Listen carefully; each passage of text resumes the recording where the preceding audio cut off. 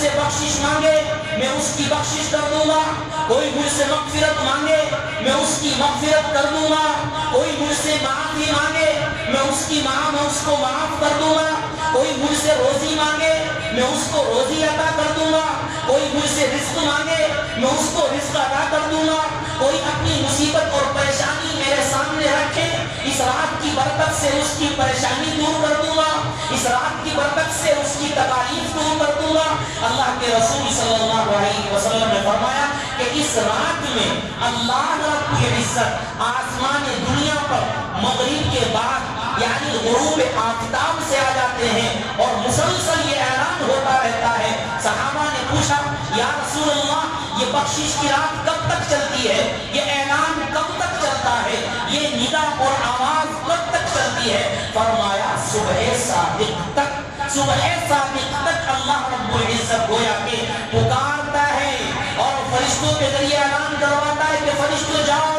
اعلان کرو کہ آج کی رات بخشش کی رات ہے، آج کی رات مغفرت کی رات ہے، آج کی رات اللہ سے معافی کی رات ہے۔ لہذا جو اس رات میں اپنی معافی کرا لے، جو اس رات میں اپنی بخشش کرا لے، جو اس رات میں اپنی مغفرت کرا لے وہ کامیاب ہے، جو اپنی مصیبتوں کو دور کرا لے وہ کامیاب ہے، جو اپنی تکالیف کو دور کرا لے وہ کامیاب ہے، اور جو اس رات سے محروم رہ گیا یقیناً وہ بڑا بد نصیب ہے، بڑا بد نصیب ہے۔ لہذا یہ رات مغفرت کی رات ہے، جہنم سے چھٹکارے کی رات ہے، بخشش کی رات ہے، مغفرت کی رات ہے۔ اس رات کو ہم ایسے نہ سمجھیں۔ اللہ رب العزت نے قرآن مقدس میں ارشاد فرمایا یا ایھا الذین آمنوا توبوا الی اللہ توبۃ نصوحا، اے لوگو توبہ کرو، اللہ سے معافی چاہو، اللہ تمہاری معافی کو سننے والا ہے، اللہ تمہاری توبہ کو قبول کرنے والا ہے، اللہ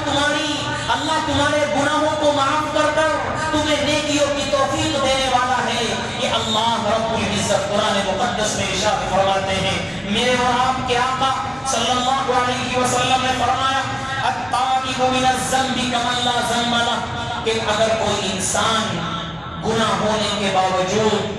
گناہوں میں ڈوبنے کے باوجود، زندگی میں اللہ کی نافرمانی کرنے کے باوجود اگر وہ میرے دربار میں، میرے گھر میں مجھ سے معافی کے لیے آتا ہے اور مجھ سے توبہ کرتا ہے تو میں اس کی توبہ کو قبول کرتا ہوں۔ اور اگر اس رات میں آج ہم نے اللہ کو منا لیا، اس رات میں آج اگر ہم نے اللہ سے عبادت کر کر اس سے دعائیں کی ہے تو یقیناً اس رات میں تو اللہ رب العزت زیادہ سننے والا ہے۔ حضرت عائشہ رضی اللہ عنہا ارشاد فرماتی ہے کہ میں ایک رات سوئی ہوئی تھی، میں نے دیکھا اچانک کہ اللہ کے رسول صلی اللہ علیہ وسلم چپکے سے اٹھے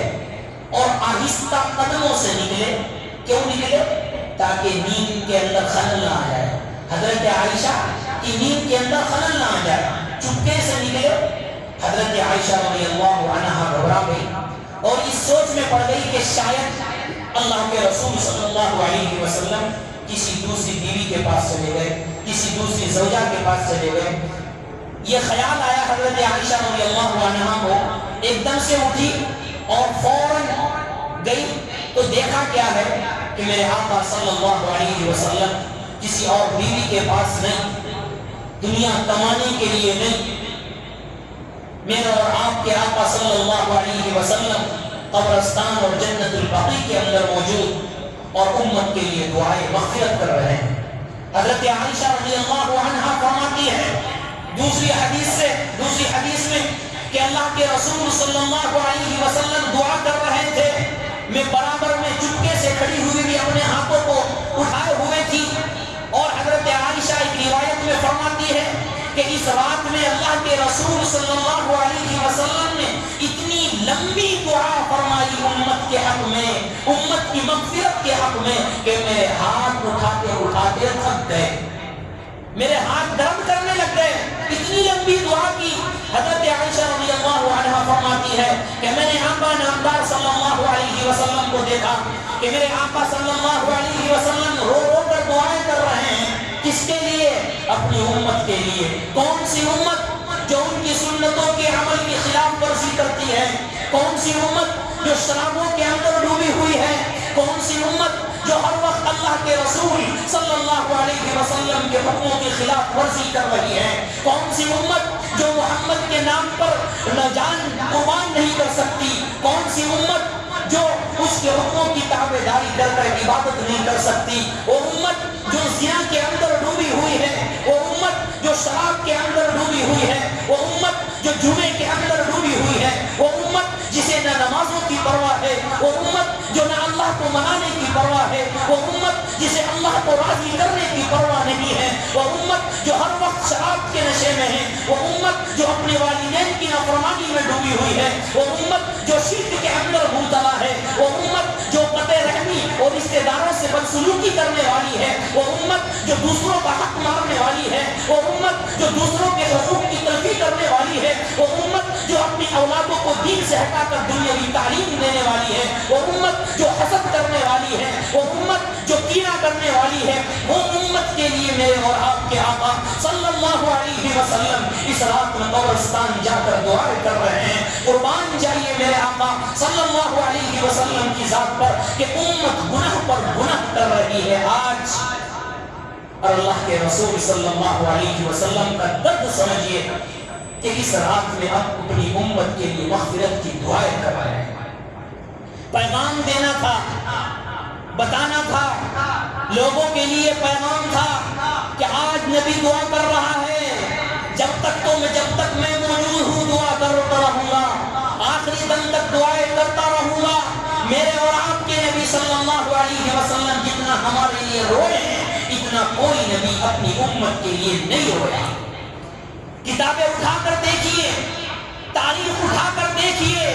تاریخ کے صفحات اٹھا کر دیکھیے، کوئی روتا ہے اپنی اولاد کے لیے، اولاد مر گئی اس پر والدین روتے ہیں، ماں باپ مر گئے اس پر بچے روتے ہیں، بیوی مر گئی شوہر روتا ہے، شوہر مر گیا بیوی روتی ہے۔ کتابیں اٹھائیے، مفسرین لکھتے ہیں، محدثین لکھتے ہیں، فقہاء حضرات لکھتے ہیں، علماء حضرات لکھتے ہیں کہ ساری دنیا کا رونا اکٹھا کر دیا جائے، ساری ماؤں کا رونا اکٹھا کر دیا جائے، وہ مائیں جو اپنی اولادوں کو اپنی اولادیں کے لیے روئی، وہ والد جو اپنی اولادوں کے لیے رویا، ان کا رونا اکٹھا کر دیا جائے، ان ماؤں کا رونا اکٹھا کیا جائے، ان والد کا رونا اکٹھا کیا جائے، ان بھائیوں کا رونا اکٹھا کیا جائے، ان بہنوں کا رونا اکٹھا کیا جائے، ساری دنیا کا رونا ایک طرف، اور میرے اور آپ کے آقا نامدار تاجدار مدینہ احمد مجتبی محمد عربی صلی اللہ علیہ وسلم کا رونا ایک طرف ہے۔ جتنی اپنی امت کے لیے میرا نبی رویا ہے، کوئی نبی اپنی امت کے لیے اتنا نہیں رویا، جتنا درد، جتنی تکلیف میرے اور آپ کے آقا صلی اللہ علیہ وسلم نے اپنی امت کے لیے برداشت کیا ہے اور کی ہے، کسی نبی نے اتنی تکالیف کو برداشت نہیں کیا۔ یہ پیغام ہے ہمارے لیے، یہ سوچنے کا مقام ہے ہمارے لیے۔ ارے جس نبی نے ہمارے لیے راتوں کو اٹھ کر دعائیں کی، جس نبی نے شب برات میں ہمارے لیے مغفرت کی دعائیں کی، جس نبی نے شب برات میں رات کی نیند کو ترک کر دیا، رات کے آرام کو ترک کر دیا اور حضرت عائشہ کو سنتے ہوئے چھوڑ کر چلے گئے، ارے وہ ٹائم تو سونے کا ہوتا ہے، وہ ٹائم تو مزے کی نیند کا ہوتا ہے، وہ ٹائم تو آرام کا ہوتا ہے۔ میرے آپ کے آقا صلی اللہ علیہ وسلم نے اپنی امت کے لیے آرام کو ترک کر دیا، میرے اور آپ کے آقا صلی اللہ علیہ وسلم نے اپنی امت کے لیے اپنی نیند کو قربان کر دیا، میرے اور آپ کے آقا صلی اللہ علیہ وسلم نے اپنی امت کے لیے بستر کو قربان کر دیا، سردی کو قربان کر دیا، اور جا کر جنت البقیع، جا کر قبرستان کے اندر دعائیں کر رہے ہیں۔ یہ ہمارے لیے پیغام ہے کہ جو نبی اتنا اپنی امت کے لیے رویا ہو، اپنی امت کی مغفرت کرانے کے لیے رویا ہو، کیا ہمارے دل ابھی نہیں تڑپے؟ کیا ہمیں اللہ کی ابھی یاد نہیں آنی چاہیے؟ کیا ہمیں اب تک اللہ کو نہیں منانا چاہیے؟ جس نبی کو ستایا گیا اس نبی نے دعائیں کی ہے، کیا ہمارا حق نہیں بنتا کہ ہم اپنے لیے دعائیں کریں؟ یہ رات دعاؤں کی ہے، اللہ سے مانگنے کی رات ہے۔ میرے اور آپ کے آقا صلی اللہ علیہ وسلم قبرستان میں دعائیں کر رہے ہیں، حضرت عائشہ رضی اللہ عنہا نے دیکھا دعائیں پوری ہو گئی، چپکے سے ایک دم سے آ کر لیٹ گئی۔ اللہ کے رسول صلی اللہ علیہ وسلم کو معلوم نہیں ہوا۔ اللہ کے رسول صلی اللہ علیہ وسلم تشریف لائے تو دیکھا کہ حضرت عائشہ رضی اللہ عنہا کا سانس پھول رہا تھا، کیونکہ تیزی سے وہاں سے آئی تھی۔ میرے آقا صلی اللہ علیہ وسلم فوراً سمجھ گئے، پوچھا ہے عائشہ تمہارا سانس پھول رہا ہے، کیا تم باہر گئی تھی؟ فرمایا ہاں یا رسول اللہ، میں آپ کے پیچھے گئی تھی، مجھے ڈر تھا کہیں آپ دوسری زوجہ کے پاس نہ چلے گئے ہو۔ اللہ کے رسول صلی اللہ علیہ وسلم نے فرمایا اے عائشہ میں تو ایک دوسرے کے حقوق ادا کرنے والا ہوں، میں حقوق کو مارنے کے لیے نہیں بھیجا ہوں، میں حقوق تلفی کرنے کے لیے نہیں بھیجا ہوں۔ اور فرمایا مزید اے عائشہ یہ رات مبارک رات ہے، اور فرمایا جملہ کہ اس رات جبرائیل علیہ السلام آئے تھے، اور فرمایا کیا کہ یا رسول اللہ اس رات میں اللہ رب العزت لوگوں کی مغفرت کرتا ہے، کتنی لوگوں کی مغفرت کرتا ہے؟ فرمایا جتنا قبیلہ بنو کلب کی بکریوں کے اوپر جتنے بال ہوتے ہیں ان بالوں سے بھی زیادہ اللہ رب العزت اس رات میں لوگوں کی مغفرت کرتا ہے۔ اس وقت کے قبیلہ کا قبیلہ بنو کلب، ان کے بہت زیادہ بکریاں تھی، ان بکریوں پر بہت زیادہ بال بھی تھے، اس لیے فرمایا کہ اس رات میں قبیلہ بنو کلب کی جتنی بکریاں ہیں ان بکریوں پر جتنے بال ہیں، اس رات میں اللہ رب العزت لوگوں کی مغفرت اور بخشش کے فیصلے فرماتا ہے۔ جتنا قبیلہ بنو کلب کی بکریاں ہیں اور ان پر بال ہیں اس سے بھی زیادہ اللہ رب العزت مغفرت فرماتے ہیں۔ اس سے اندازہ ہوا کہ اللہ رب العزت کو انتظار میں ہے، اللہ رب العزت کو انتظار میں ہے کہ کب میرا بندہ میری طرف لوٹ کر آئے، کب میرا بندہ مجھے منائے، کب میرا روٹھا ہوا بندہ